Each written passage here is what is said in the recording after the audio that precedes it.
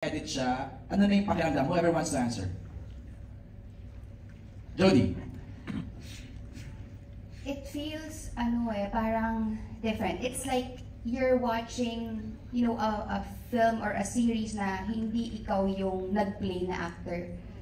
May ganun? I mean, ganun siya nag-strike sa akin because I don't really watch my, yung pag nagpe-playback after ng mga scenes, hindi ako nanonood. Sa monitor, hindi na? Oo, kasi naiilang ako. Okay. So parang feeling ko, parang ginod naman na Netflix, so I trust okay naman yung ginagawa. So ngayon, pag binuo mo na siya, pinagdikit-dikit mo na siya, kasi parang pieces of puzzle yan eh. Right. Pag ginagawa namin, hindi naman namin siya sinushoot chronologically. Pero ngayon, pag nakita mo yung may mga moments na parang shocks, parang it's as if hindi mo alam na yun yung mangyayari. Parang right. Bago sa'yo lahat, ang fresh. Sa mga directors natin, ano ba ang pakiramdam seeing it in big screen? Lahat ng yung pinaghirapan, Direk Manny. Of course, napanood na namin to while the series was being edited. Pero iba talaga kapag nakita mo siya na napakalaki. No, tama yung sabi ni Jody, di ba? Nag-iba yung pakiramdam mo when you're inside the cinema. And of course, again, I encourage people to watch it again sa TV. Kasi iba rin naman ang experience when you're watching in the comforts of your own homes, di ba? At kanina, ang naano ko lang, nagpa-flashback yung mga, alam ko, I think first sequence natin on our first day. Ito yung nangyari nung kinuunan to, ang eksenan to. Ang daming memories din na bumabalik while at the same time trying to immerse myself in the subviewing pleasure na first time makikita on a big screen yung aming project. Jericho. It's a mix of personal and I guess with the experience of sa lahat ng tao na nanood dito, I guess we should also ask them how enjoyable it is to see the performances on a much bigger screen. Na-enjoy niyo ba lahat? Masarap, di ba? Masarap panoorin yung performances ng lahat na nakita mo sa big screen. But for me this year, my wish was to see my face on a big screen, and thank you, Lord. Eto na! But yeah, just watching it with everybody, and then, us artists, masarap pakiramdam na appreciate yung bawat kibot na ginagawa namin sa set. So, we're just filled with appreciation, and of course, it's all about entertainment, and we're so entertained, excited, and thrilled. So, thanks for the experience. Gusto ko tanongin kasi yung sa part na naabutan ko, yung naghahabulan na, yung parang papatayin na si Jody.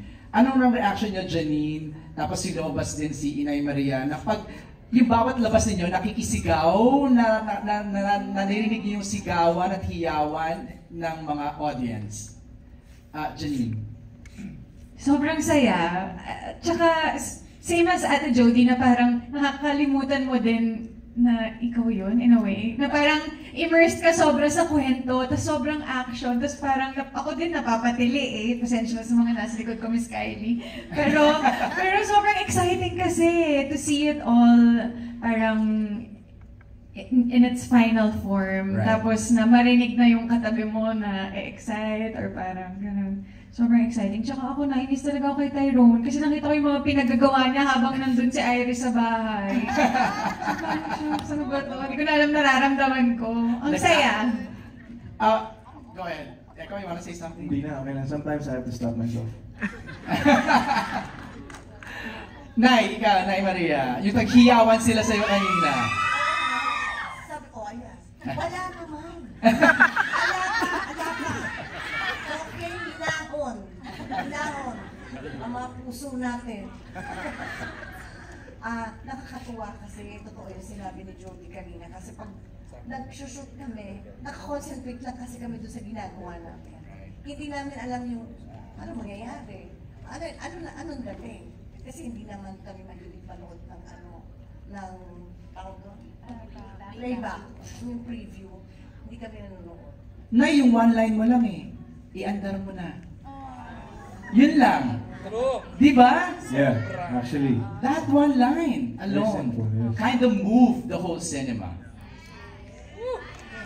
Ang galing. Galing. Okay. Magtawagan tayo ng ating mga kasamahan sa press, kaya AJ, na magtatanong for tonight. Let's begin with Alan Sancon, kasi andito si Alan eh. Bigyan na natin yung floor kay Alan. Lan, we request that you use the microphone. It's either doon or here para ano. We'll do it alternately, yung mga wala dito and yung mga nandito. Let's begin with Alan Sancon of Stars Photo. Hello po. Good evening everyone. Hi, Alan. Yeah, good afternoon. Congratulations to the new, ito yung bagong teleserye ng EBS. Yung first question ko to Echo, parang tagal-tagal ka namin hindi nakita on, di ba, on screen. Parang na-miss ka ng mga fans mo, mga co-artists mo. Why you decided to accept the role and ano yung challenges you encounter? Ilang years nga, Echo, no? Ilang years before ka ulit lumabas? 2017, 2018. Wow. 2018. Yeah, Nakakamiss naman talaga. 6 years, 6 years. Oo. Naligaw ako eh. No.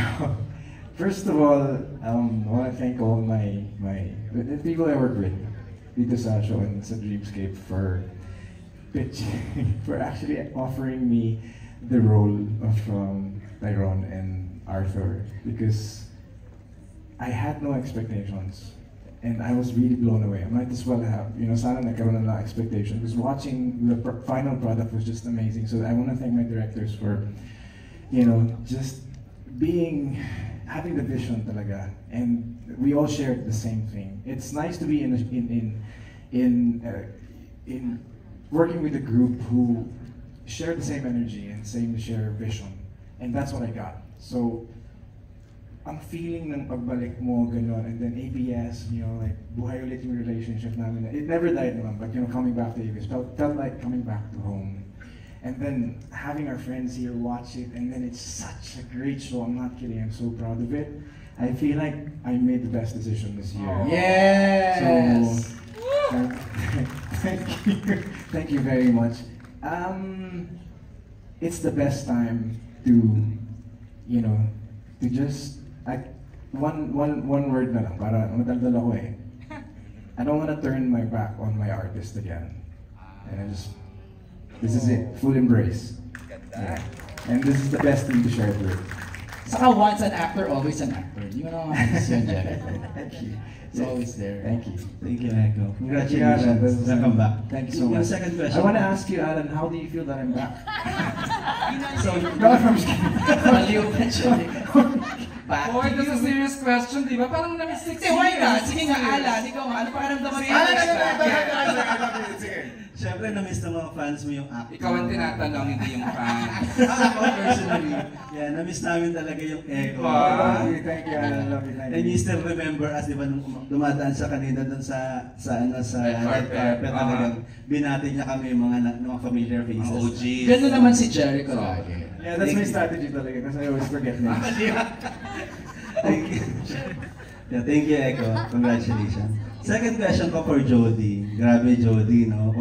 Grabe ka rito sa... Yes! Parang uwa tayo the whole 2 hours.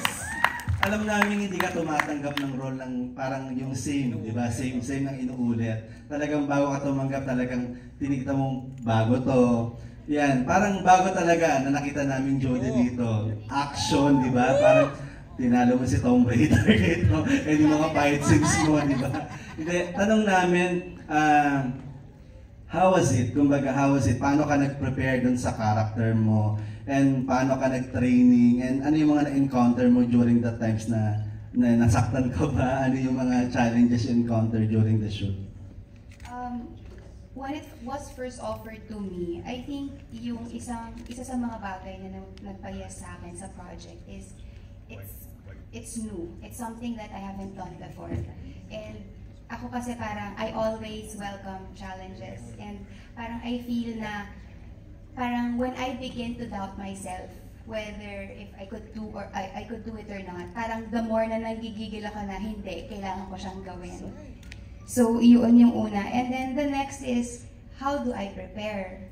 So we did a lot of training. We did a lot of strength and conditioning because we don't want anyone to get injured naman on set. Isa lang yun dun sa maraming component na kailangan mong gawing preparation for the role. Kasi may physical aspect na, there's also the emotional aspect. your relational aspect to your co-actors, diba, sa roles nila. And a lot of psychological aspect also. So you have to do a lot of parang digging. Anong nangyari? Kung may mga missing na parang bagay, trabaho mo as an actor na i-fill in yung blanks or fill in the gaps, hindi ba?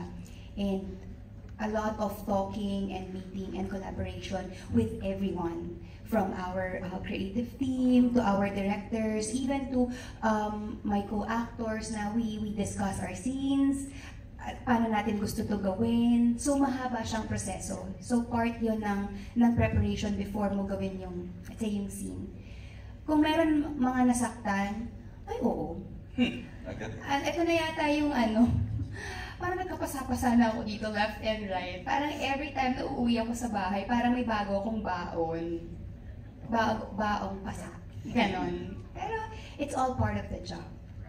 So, and I'm just really thankful na I got to do this with these wonderful people. I'm just grateful. My heart is full. Congratulations. Worth it naman yung mga pasa mo. Ang ganda-ganda ng kinalabasan mo. Abangan nyo, Alan, kasi wala pa yan. Kasi pagdating ng second week, third week, grabe, umaatikabong action na talaga. Hindi pwedeng lumipas ang isang linggo na walang mangyayaring hindi malian. Parang action scenes. Ikaw ba yung nagpapa-double or talagang ikaw yung gumagawa talaga ng mga scenes? As much as possible, ako talaga. Share niyo lang, Jodes, yung training niyo ng 5 araw, 1 week. Pero araw-araw kayo ni Jody, kayo ni Echo, kayo ni... Di ba, ang dami yung pinagdaanan, parang 6 hours a day. Ang nangyayari kasi, before kami mag-shoot, ganyan, may masischedule na action sequences, hindi binubuo yung routine sa set. Binubuo yun ng stunt director namin prior to the scene na kukunan. So, naglalaan talaga kami ng time for rehearsal. Para din, go ahead. No, I was just telling them how you wanted to start this Zumba before mag-take kami. Nagzo-Zumba kami lahat. Just to warm up. Sa'yo. Led by Jody. The Diamond Star. Shake Bye Dancer. Bye Dancer. Ganun muna kami. Bago kami sumalang. Para alam mo yung circulation. Ganun. Sample daw, sample. Shake Bye Dancer. Ari Comando. Sige na. Siya yung leader namin. Di ba, Mama? Alright. So anyway, congratulations everyone. Thank you, Alan. Salamat. Okay, let's read, before I call in June Lalin, siya yung next na magtatanong. There's a question here from Jeremiah of Lionheart TV. First question is for Janine. Janine, sabi ni Jeremiah, it's amazing how you have grown by leaps and bounds as an actor since you moved to ABS-CBN a few years ago. Even before that you were already a great actress. What's your usual response when people say Janine is a much better actress under ABS-CBN? Well, syempre, I'm so grateful talaga for all the projects I've done here. As in, grabe talaga yung level of commitment and creativity and collaboration natin dito sa Dreamscape and especially sa ABS-CBN. And I owe so much to like the 3 years pa lang ako dito, nakapamilya. And grabe yung mga nakakatrabaho ko, yung mga karakter na nagampanan ko. Sobra yung pagpapasalamat ko, especially to Sir Deo, na talagang, you know, he really trusted me and took me under his wing and made me a part of the Dreamscape family. So I'm so grateful. And at the same time, I'm also so grateful to my former network kasi doon ako nag-umpisa from zero. Kasi sila yung naghirap sa akin na mga, wala talaga akong alam sa ginagawa ko. So I'm so grateful to all the creatives I worked with there and the directors I worked with there. And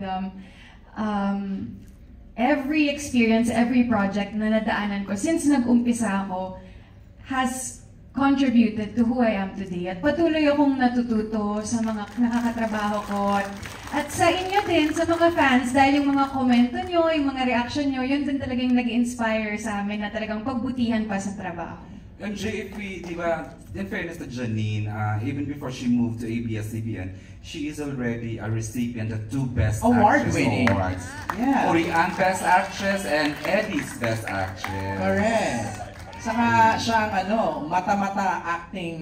Oh, the phenomenal Dirty Oo, Linen. Dirty Linen, di ba?